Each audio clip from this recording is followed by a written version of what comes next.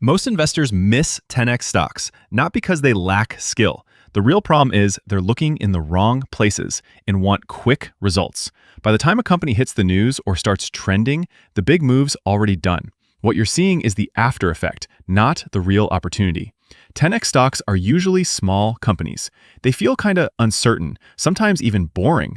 And that's exactly why people ignore them or don't take them seriously. You probably skip them too because there's barely any buzz or news around them. The numbers don't look strong yet. The business feels a bit complicated to understand. Or even after digging in, the price isn't moving. But here's the truth. The real opportunity is right there. When everyone's ignoring a stock, that's when you usually get the best entry. If you want to find these kinds of stocks, you gotta switch up your approach. Stop focusing only on price or short-term moves. Start focusing on simple things. Is the company solving a real-world problem? Is there a big market for it to grow in? Does the management seem solid and consistent? Does the company have a unique edge others don't? And most important, be patient. These stocks don't move fast in the beginning. Sometimes it'll feel like nothing's happening at all, but slowly the growth starts building.